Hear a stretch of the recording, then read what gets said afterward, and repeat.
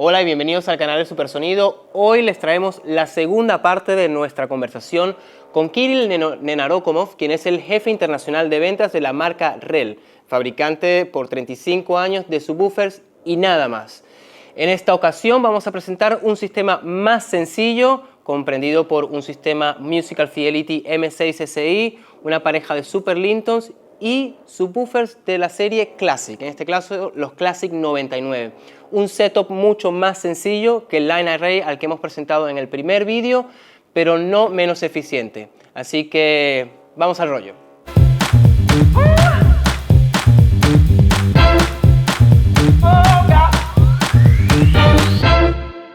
So we're back with Kirill here in another room with the stereo system. Worth the Linton M6XI by Musical Fidelity, that was horrible. And then REL Classic 99 subwoofers, which are downfiring subwoofers. And the first question would be, why adding two subwoofers to a stereo system? Where most people, first they maybe don't want to add a subwoofer at all, or if they do, they just add one. And now, why two? Right. So, look. First of all, let's start from the top, right? So we went from there. We've just been talking about the pair of stacks over there, and we came down here, and it's a completely different system. It's a much smaller speaker. It's a different subwoofer. It's completely different amplification.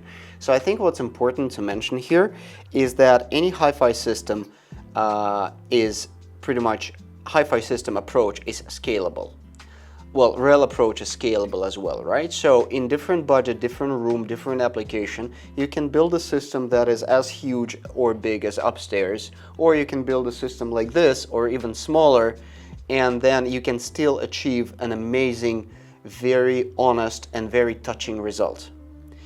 And for this, we have a variety of subwoofers in the range too, because each REL should, well, match the speaker. Like if you take these speakers and you will use a reference subwoofer, like okay, I want to go crazy, I want to buy a REL number 32, used with these speakers, your subwoofer will sound so much larger than your speaker system that it'll make no sense. And so it all comes about the balance, right? About the balance and about the application you want to do. That it actually helps, not just adding for the sake of. Absolutely. You need to keep the reasonable balance between the speaker size, the subwoofer size, the speaker level of performance, and the subwoofer level of performance. Like for example, in our range we have a T9X, which is a 10-inch driver subwoofer, and then we have an S510, which is a 10-inch driver subwoofer. And they're almost, not two times, but they're significantly price different. So the S510 is more expensive, but the S510 is a subwoofer that comes from the S series, which is a higher level of subs. That means that it plays faster, it plays more musical, and plays more complex comparing to a T9X. And in this case, like if you have a pair of speakers, let's be like very, very rough, but to simplify, let's say you have a pair of speakers that is less than 5,000 euros. You will need to use a pair of T9X subwoofers for those. And if you have a pair of speakers that is more expensive than 5,000 euros, you will need to step up to a pair of S510, because with those, the T9X will sound a bit simplified comparing to the speaker sound. Right? It'll still give you the bass extension, it'll still make the sound better, but if you want the most out of it and you want a perfect match, you have to go up in the range of RELs and go to for the Series S, for the S510. This is the difference. Otherwise, it plays almost the same dBs in the peak pressures, you know, it's still a 10-inch subwoofer. It gives you almost the same frequency extension. But it's like with the turntables. I like this, when we're asked about like what's the difference between the subs in REL range, I'm like, well, what is the difference between the turntables out there? You know, each of them spins with 33 rotations, right? Well, or the other speeds, but they're fixed. It doesn't mean like, you know, the more expensive turntable becomes, the faster it spins. Same with the subwoofers. Each next subwoofer in the range, each next range of our subwoofers sounds more natural, more musical, and matches a higher quality speaker. And that's how we go through the range. Over there, on the side of it, we have a Classic series, which is the Classic 98 and Classic 99, where the down-firing paper cones. That's a project we started as a legacy to the classical RELs, original REL designs, like making them look alike.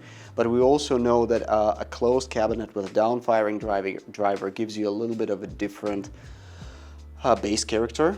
So these woofers, and they're called classic, to me they are very suitable to a little more old school musical genres like classical jazz, then like some traditional classic rock, blues, notes, all of these things. They sound very natural with the down-firing subwoofer because it gives you like a completely non-directional bass support for the speaker. And it makes it warm, it makes it very, very velvet. And this bass is very juicy and tasty, and it works really well on low volumes as well. So when you have a traditional pair of monitors and you're into these kinds of listenings, that's where the Classic series comes in for you and makes it better. With the other ones like T9X, S510, comparing to these ones, they will give you a little more modern, more slammy, a little bit more entertaining, like juicy bass, and these will give you more warmth. A warm sound, okay. So now to your question. Yeah. What you asked me was about like why are we using pairs?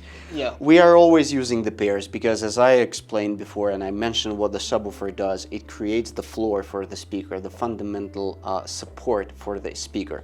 We have to do it individually. We're talking about a stereo imaging here. So our goal is to make each of your speakers full range. We don't want to make one of the speakers full range, the other one stays smaller. We don't want to drag the energy and be delivered from only one corner. We want to be 100% certain that everything that can happen in music in this side of the soundstage and on that side of the soundstage is equivalent and is even. So it's a basic confidence, and it's a basic physics of how music is being reproduced, that you have to have two full range sources on each side of your system to create a perfect stereo image. Yeah, would having just one, because normally what people do, put it on one side or the other, it ruins the stereo imaging. Is that what you're suggesting? It doesn't ruin the stereo imaging. The stereo imaging is still defined by the speaker, right? Okay. But having one subwoofer playing the signal for both speakers will give you the frequency extension. What it will not give you, it will not give you a perfect energy transfer, because between the left and right, with all the subtones and all the harmonics of each frequency, which is the crucial part of the application of the subwoofer, is to extend the rest of the frequency range. So in general, your system will sound deeper and better, but you will not get that magical space spatial enhancement of your system that you are able to experience with a pair. Like, we have them standing outside of the speakers for a reason as well, because we define the soundstage by where the speakers are, and then the subwoofer is creating extra ambience that is widening and is opening the curtains of your soundstage for you, making it larger, making it more open, making it more transparent. In a way, making it darker in the back, so you have like a perfect black here. The silence is real silence, and then when the music comes in, it just like you're drawing on a perfectly black canvas. And that is only achievable if you have a proper pair, and each of the channels individually is extended to a full range. The other important thing is when you have a pair of subwoofers, you can also have slightly different individual settings on each of the subwoofers, because often your rooms are not symmetrical. Your rooms are not perfect, and this allows you to rebalance the energy a little bit and to make a better sound staging. Because you can have a doorway behind one of your speaker channels. That means that rail over there, that subwoofer on that side, can play a little louder, maybe even higher in frequency, to compensate the energy that goes out through this doorway, while this one is playing against the corner. I see. And this is a very good tuning tool. Well, and nevertheless, we are, as human, we are pretty symmetrical. We're pretty symmetrical ourselves. And we love symmetry in the world. Like you want to have the amplifier in the middle if it's in the front stage, right? You don't want the amplifier to be standing right here. or I have to meet some of my clients. or your TV. Yeah, I mean your TV screen is perfect. Like in a good world, your couch is in front of your TV screen, right? It's not on the side. We always look for alignment. We also the designs, those wonderful room designs where you have like a fireplace, the couch is in front of a fireplace, and then the TV is on the side. So how do you watch that TV? You don't know, but it looks good, right? But in the real world also, when you're looking at the system, you see a speaker, you see a subwoofer by the speaker, and the same on the other side. It also gives you visual comfort and visual confidence of the presentation that the system is going to do. So that is also an important aspect of this thing. We want, well, systems to look good. We want the cables hidden, we want the placement of the speakers done nicely, and we want the systems to look neat and clean. So most partners of hi-fi buyers will thank you for that. I'm telling you. I was also asking because the difference of them being down firing and front firing, does it affect the way it carries the energy, or it makes that highway, as we were discussing upstairs, for the raise of the frequency? So it's not... When the subwoofer is on the floor, it's basically almost the same because the designs we're looking at upstairs, they also have a passive down-firing membrane. Oh. So it still creates an impact into the floor that is being spread across the floor and then goes up in the room. Okay. It's a spotted source, but the reason for that is the first reason for these subwoofers that they have a down-firing driving is because they're a closed box design, right? So that's a sealed cabinet. It has only one driver. And you have a sealed cabinet, having down-firing driver in a smaller cabinet makes more sense because you're able to deliver a lower bass extension when it's down-firing because you're using the floor as your amplification. Okay. Instead of the front-firing driving. So it would be more, it's more efficient, would you say? Because then you can see, if you go up to a reference range and you take a look at the number 31 and the number 32, they are a 12 and 15-inch front-firing closed box designs, right? So they are not down-firing, they're front-firing, but to support that front-firing driver to be able to deliver the low-frequency extension that it does, you have to have quite like a huge cabinet, right? If you take a look at the number 31 and 32, that's a really big subwoofers. If you want to make them more compact, you go for the down-firing. Right, I see. That makes sense. Makes sense. Yeah, so... Okay. It's all about different types of designs and to be able to deliver and to provide different levels of performance for different applications, musical tastes, room designs, and speaker sizes. So we try to be flexible and variable. No, that's good because, I mean, everyone has different rooms, like you said, different systems, different conditions, different ways in how they listen to music, different type of music that they listen to. Like you say, this is more beneficial for a warmer sound, for maybe like old rock or classic jazz, that sort of stuff. So yeah, it's good to have that variety because... And the setup process makes it personal, right? You can personalize the sound of your system. Like you can have like a neutral character, right? You want to have like a perfectly balanced bass, like completely transparent and disappearing in the sound, or you're a little bit more of a bass head and you like it a little bit exuberated and you want it to be a little bit higher. So you can crank your subwoofers a bit higher. You can work with your crossover up to your taste. Yes, okay. In personal systems at home, there is like always your own perfect way to set up a system and to set up a REL subwoofer. There's no general recommendation. You know, you need to have like 8 clicks of power and 6 clicks of crossover, and that's the only thing you can do. It's good that you're saying that because lots of people have this belief that there is the exact configuration for that particular product, but it's not the product all in consideration. You have to take your system, your room, what fits for you, and your personal taste as well. Everyone's looking for like that final answer, like this is exactly how it's going to work for you, and I can't offer it most of the time. No, because unless I know their circumstances. The true answer for this will be, does it sound good for you? Yes. And there's no other thing. Like, okay, we will have a reference advice settings. Let's say for this speaker, this subwoofer, we will say the optimal settings. We'll test it in our room at REL.